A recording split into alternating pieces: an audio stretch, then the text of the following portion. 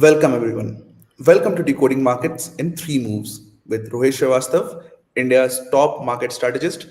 In each quick episode, he breaks down key market questions and reveals 3 simple, actionable trading or investing strategies to make you a bit more smarter. Whether you are a pro or just starting out, learn to trade in a smarter way. Uh, welcome back, sir, to a new episode. Happy to be And back. yes, just before Diwali, tomorrow is Dhanteras. Everywhere there is lights around the corner. So, what is lighting up the stock market? Yeah, lots of lights in the market also for the last few days. So whether we call it a Diwali rally, a pre-Diwali rally, a Trump truce rally, you can give it many names. But it's the end of negativity. A lot of the negative stuff has gotten discounted, and we are slowly starting to discount positive things. Hopefully, that momentum of positivity will continue. But last few days essentially been a lot of the initial move is a lot of fresh buying and short covering, both things happening. Uh, Eventually, it should mean more buying. The panic should be over, and it looks good because on the weekly charts we have some interesting setups that have developed. The weekly RMI last week turned bullish for Bank Nifty, and the weekly RMI for Nifty itself has given a bullish crossover this week. That is today, confirmed. Good news ahead of Diwali. Although there's one more trading day left before Diwali, I think there's that whole confusion between 20th and 21st because Yeah, Amawas is that starting early. So some people are saying 20th is Diwali, but the official stock market holiday is on the 21st. And so that's created some amount of confusion. so let's get moving with the questions for today's. So, starting with the first question, sir, what technical signals would confirm the start of a five-wave decline in USD INR, and how does the expanded flat correction pattern influence the next move in the currency pair? Yeah, so it's a very complex pattern. When we talk about expanded flats, it means that sometimes prices go to a new high, it looks like a new trend, and then it suddenly falters. And that setup would confirm further if we break below the 8760. I think that is the level 8760. Below that, but I don't think we broke that yet today. Even though the USD INR was down a little bit, we're still on the edge on that line. But that is the setup is showing that possibility, especially if the US dollar itself, the dollar index, continues to fall, then the DXY, the USD INR can end up following the path of uh, the DXY. So yeah, so there's a good chance, and that would mean the currency strengthening for months to come. After all this weakness, and it also means, if at all that pattern is playing out, that India and US have achieved some kind of truce, because a lot of the recent weakness was really related to tariffs and the impact on current account deficit. So, if we are able to sort that out, it also has a fundamental underpinning that maybe we are getting to the point where the currency problem, I mean, the tariff problem between India and US reaches its final goal of some kind of a agreement. So yeah, we are still there. The levels, yeah, it's around 8760. That's the support. Still watching. Didn't break today. In fact, USD INR was slightly down in the morning. Now it's slightly up. So let's see whether we get that break maybe next week. But yeah, that would be a sign of something changing um, on the macro So, front. Mm.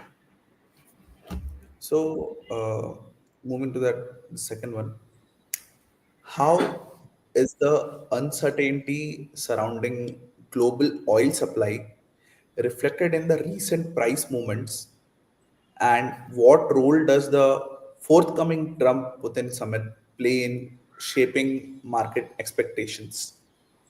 Oh, it's a big one because sort of sorted all the other potential wars around us, and if we have sort of sorted that, it's already reduced the war mongering pressure on oil, increased supply from the Middle East. The last thing would be getting the Russian supply onto the market. So if any kind of deal, even if it starts with only a ceasefire, if nothing else, between Russia and Ukraine, is going to have impact of getting oil to sell off. And if oil sells off, I mean, it's already down. It's not exactly going up, but it keeps the pressure on inflation to the downside, and that means we can actually lower interest rates, and that means a weak dollar, strong commodities, reflation, borrowing and investment demand, so many things. It means so many different things. So that's what the oil trade is all about. I think the US needs to get its own interest rates down, and it needs to keep inflation pressures away.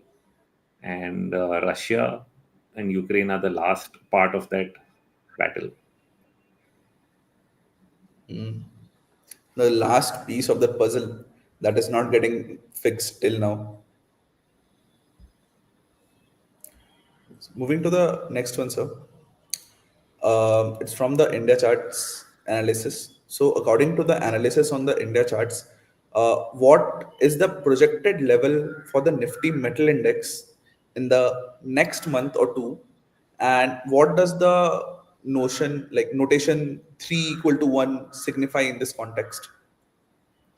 So, when we think about Elliott wave analysis and we're talking about Fibonacci levels, uh, there's a tendency for third waves to be extended.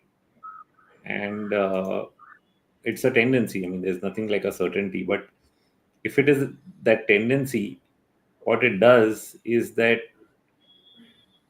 it means that if the third is there's again a guide. It's not a rule, but it's a guideline that not all three impulse waves extend.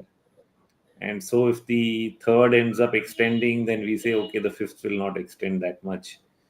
And so it might only be as much as, say, the first wave, which was smaller.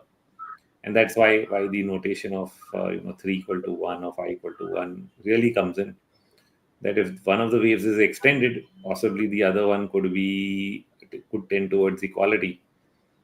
Uh, in either case, when we are saying that a fifth wave is unfolding at some degree, we are saying that it's a bullish trend that is going on, and I think it's just the fifth of third. I mean, the metals bull market should have a long way to run.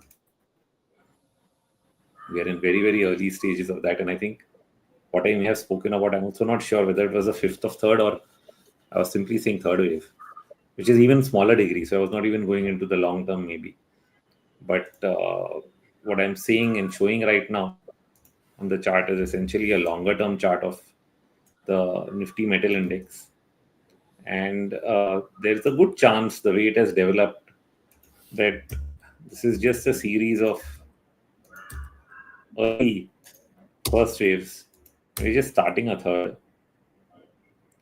I know this is sounding hyper bullish, but that's just my sense of it. The less crazy alternate is to say this is 1, 2, 3, 4, and 5, where the third wave is shorter rather than being extended, it's shorter, and the fifth wave will be even shorter, or just truncate. It's unusual. I mean, it's not impossible to get that, but it's unusual. It's not a common feature to get, especially longer term, to get a this kind of a structure where 5 is less than 3 is less than 1. So yeah, I'm actually going with this very hyper bullish wave count for the metal index, where I've marked this as 2. Okay, not 21. I'm sorry, 2, and again 1 2, which means we have a series of third waves that are going to follow, and that will be much bigger once it becomes apparent to the world that we are actually able to weaken the dollar and lower interest rates.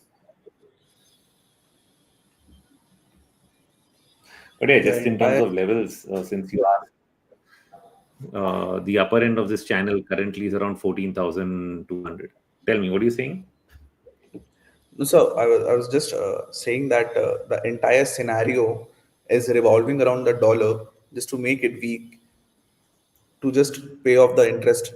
Is it in that format the main actual goal? To pay off, to write off the debt. Actually, it's not even write off. It is to inflate the debt. Okay. Inflate the debt relative to GDP. So GDP is just a number. Debt is also just a number. And if GDP is not growing at a very fast rate and you're expanding your debt all the time, the only thing you can do is bring down the debt to GDP ratio. And one way to do that is have some inflation, because the GDP is nothing but nominal GDP, which is priced into production. So if you increase the prices of goods and services, you end up increasing nominal GDP, and thus the debt to GDP ratio comes down. So it's all math at the end of the day, but to make that happen, you have to actually take economic measures that are manageable, which means you get manageable inflation and not hyperinflation. And you get cycles of inflation and disinflation and inflation and disinflation, several times till you achieve that goal. And it has happened in the 1940s and 60s, so it's nothing but a repetition of that. Got a clarity about it. So that's it from my side regarding the questions. But it's one thing to study history and say this is what happened in the 1940s and 50s, and it's another thing to be living through it in real time. I mean, historically, Right. oh, this happened in 30 years, oh, so it will happen again next. But try living it on a day-to-day basis. 30 years is a long period of time. So we start anticipating. When we study history, we say, ah, aisa hua tha, aisa hoga. It's like it will happen tomorrow. It's not going to happen tomorrow. It's going to happen slowly over a period of time, and therefore, at every stage of that process, we question whether it is working, not working. Can it happen? Can't it happen? What if it blows up? But knowing what they are trying is important, because you know what the end result will be if they are successful. Hmm. Got it. And by they, I mean the government. Hmm. So yeah.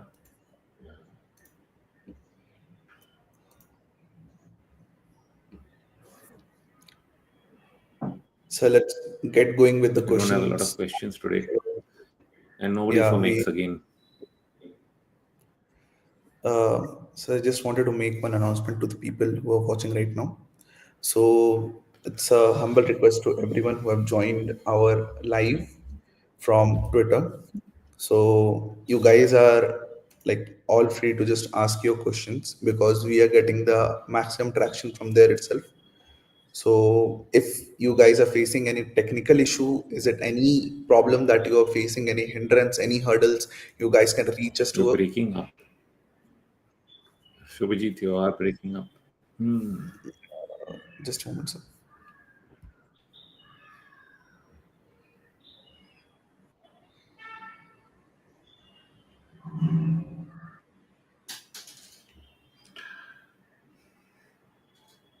I can't hear you, Shubhajit. You're breaking up. Your net is lost.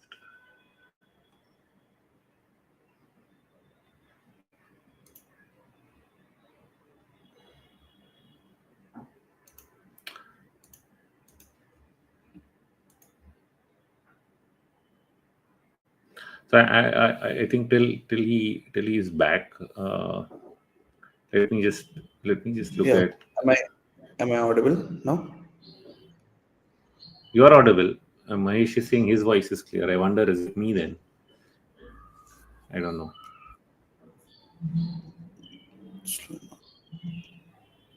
Ah, I think so. Then there might be a network issue from your side. So That's yeah, possible just mine also because my Geo is down and I'm using the hotspot. So even I could be the problem. Yeah. so just a quick announcement that I wanted to make to you guys. So we are getting the maximum traction from our X platform, that is formerly known as a Twitter. So if you guys are having any issue, any problem, any technical glitch, you guys can actually reach to us for and we will solve it for you guys. But as we are seeing that almost 500, 600 people are joining it, so making like no question from X is it seems like you guys are understanding everything. So it's very good. It's really good that we are able to make you understand all these things. Yeah. And if you guys have any issue, any problem, any question regarding anything regarding our episode, you guys can just ask your questions over here in the chat. That's all. Thank you. So should we move with the questions? Yeah. Please. We got the first question from X. So starting with the first question is from Akash Soni. Hello Rohit sir, any course available to learn? Okay.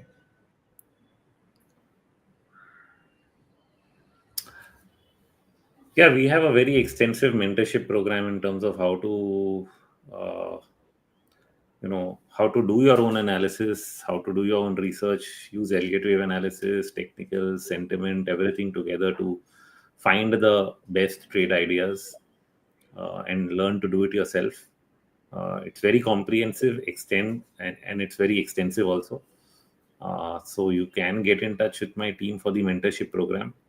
Just go to Indiacharts.com. You'll find the details there. You'll find Soumya's number there to contact, and you can get on a call with her to understand it in more detail. Yeah. Or And of course, Akash, I'm you there guys.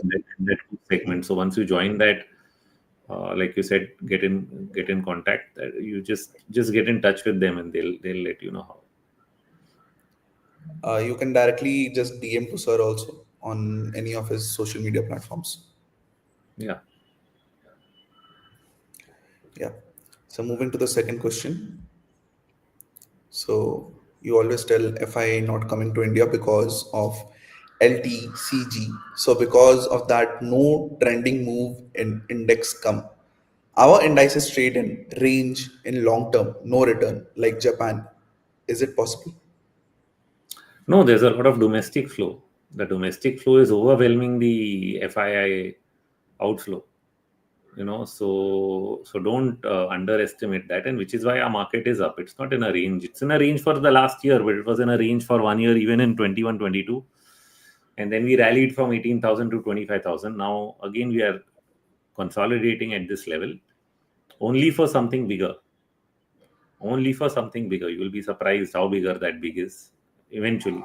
If somebody tells you when times are bad like today that something big is coming, you look like a fool. And the problem is the what big is coming is bigger than you can imagine. So that's just what the structure tells us. Will FIs eventually come in because of that? Maybe they'll come in because there's growth, or maybe they'll come in because we change our laws around it, LTCG, because we still have a bad CAD situation, a bad currency situation.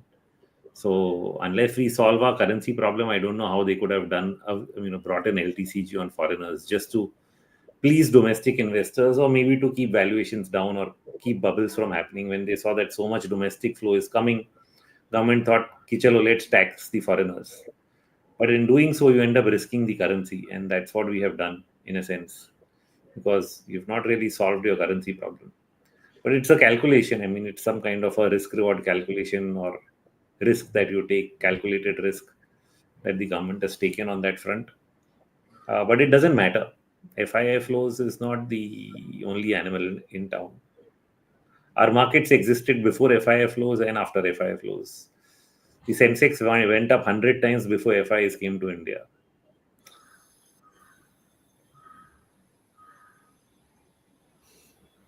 So moving to the next one is from Deepak. From a Nifty peg perspective, do still have a lot of time correction now? That price correction seems to be done. What if the peg changes? What if growth moves ahead? Then what will you do of peg?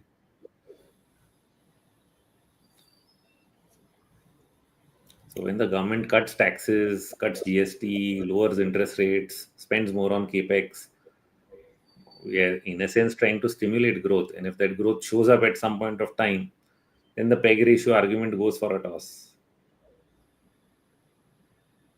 So far, what is happening is market is remaining constant at current growth levels, which means the Nifty has been constant for the last 3 years.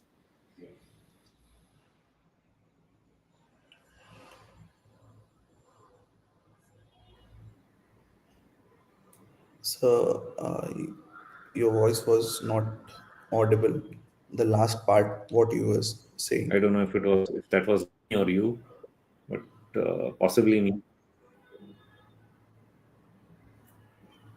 So I don't know if you heard what I said. So the last part it was not clear, sir. Yeah, so I was just saying that the Nifty PE ratio has been flat for the last 3 years. Okay, which means that whatever growth has come has not been priced higher, which is pretty unusual. It's been constant. But what happens if growth actually picks up? So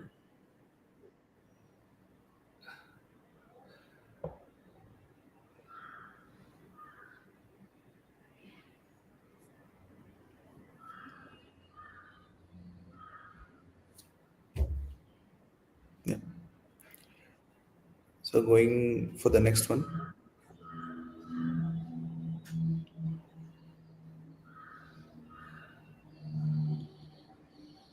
Yeah.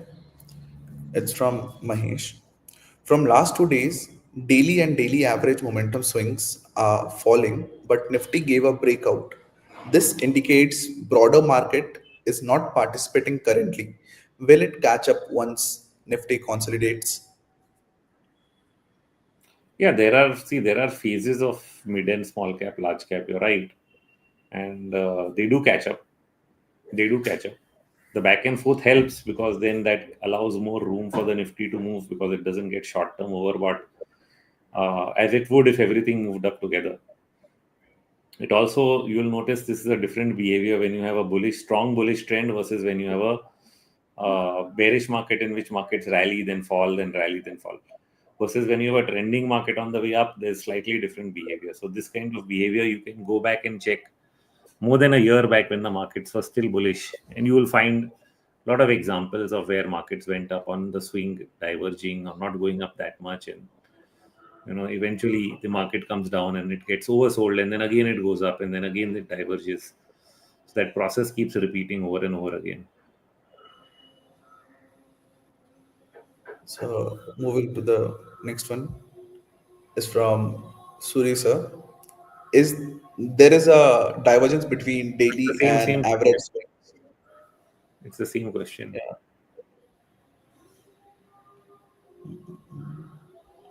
Yeah. Going with the questions from X. I want to know what can America do going forward? Stock market rising, gold rising. What can happen with us debt? As you told, they can try to increase price, but will it also not easy? Oh, it's not easy. It's very easy. They spent a lot of money after COVID and did end up with inflation. Right now they are even willing to cut rates when inflation is high. So it's a regime change that they are making, and very decidedly so, because they need to cut interest rates. They have too much debt, so they don't have a choice. It's not like they have a choice over here.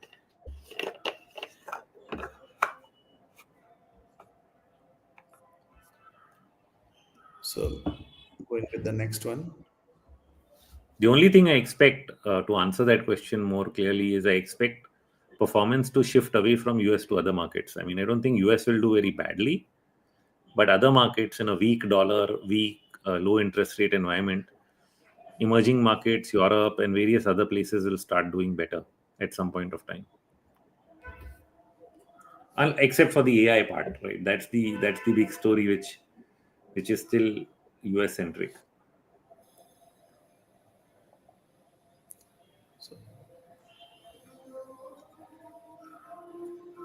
So should I go to the next one?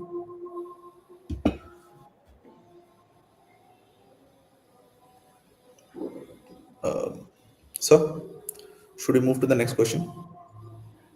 Yeah, sure. I think on those all. Next questions. Why small and mid cap underperform relatively this week? Is there still some downside left there? I mean, that's very stock specific. See, overall, mid cap, small cap, most of the selling, I think, is complete. Some stocks have even gone to 52-week highs month after month in mid and small caps. Okay, so the real question is not that. It's like Nifty was underperforming the mid caps. Now Nifty is catching up. Nifty is catching up with the performing part of the market, not the other way around. And so now, while Nifty is playing that catch up, the large caps trying to catch up with what some of the growth stocks have been doing, that the growth stocks are not going up that fast because they are allowing Nifty to play that catch up. And therefore, it is actually looking like, oh, the broad market is underperforming. When actually speaking, it is the large caps that were underperforming and are catching up with the mid caps. So it's it's just how you look at it. Next. The next question. So it's only large cap rally. Why mid and small cap lagging? The Is same it only question here. This lagging is only for a day. On a 3-month basis, large cap is lagging. On a 3-month basis, mid caps have gone to all-time highs.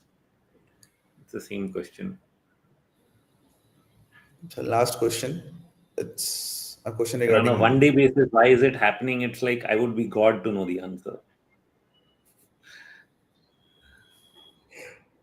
So it's the last question for today's The session. Strike mobile Well, application comes in a month or so. Hopefully in a month, if not two. But somewhere in that time horizon, a lot of the work is done. A lot of the screens are ready. If the coders are able to move fast enough, it will be out sooner.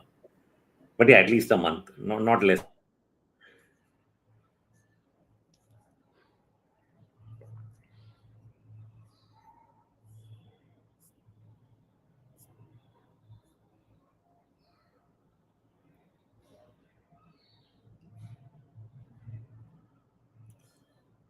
so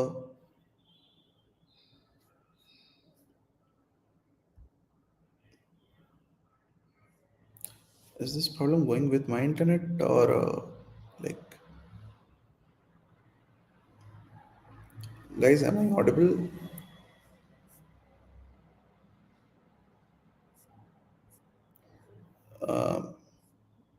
Rohit sir?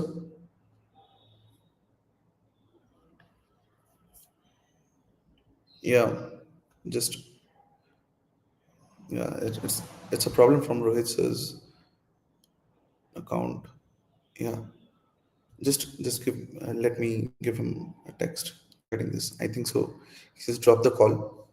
We'll be joining in a moment.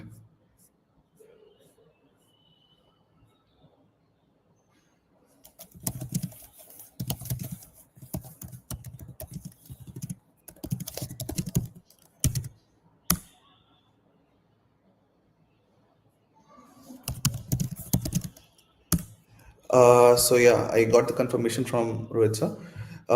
There is a network problem at his hand, so we are just ending the session over here. Thank you everyone for joining. We will be meeting after the Diwali. So happy Diwali to each and every one of our viewers and our subscribers. And thanks a lot to join our live. Let's meet after Diwali. Be a very like wish you all a very happy and safe Diwali, and a very happy and safe trading as well. So till then, take care, trade safe, and trade with strike. That's all. Thank you.